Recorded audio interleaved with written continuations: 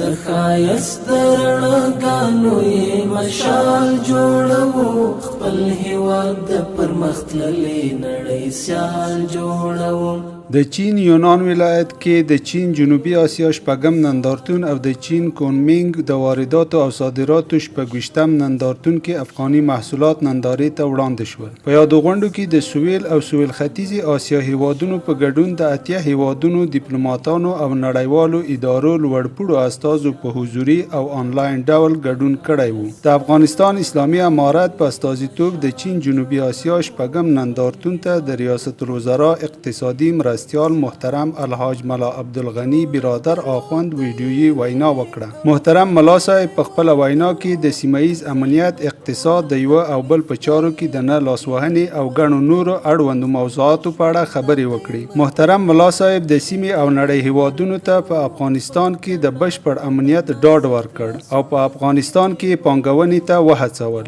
نوموړي ټینګار وکړ چې د سویلي اسیا هیوادونه دې له یو بل سره په اقتصادي او نورو برخو کې همکاري وکړي. د یادونې وړ دی چې یاد نندارتون به 4 ورځې دوام وکړي. په دې نندارتون کې له افغانستان څخه 9 سوداګریز شرکتونه برخه لري چې افغاني محصولات لکه زعفران، غالۍ، قیمتي ډبرې او ټغرې په 15 غرفو کې د بازار موندنې په پار نندارې ته وړاندې کړي. څو ورځې وړاندې هم د چین 5م نړیوال وارداتي نندارتون کې افغاني محصولات لکه جلغوزي، لاسي صنایع او غالۍ نندارې ته وړاندې شول. د افغانستان اسلامي امارت هڅه کوي ترڅو په داسې نندارتونونو کې افغاني محصولات نندارې ته وړاندې او افغاني توکو ته په نړیواله کچه بازار پیدا کړي.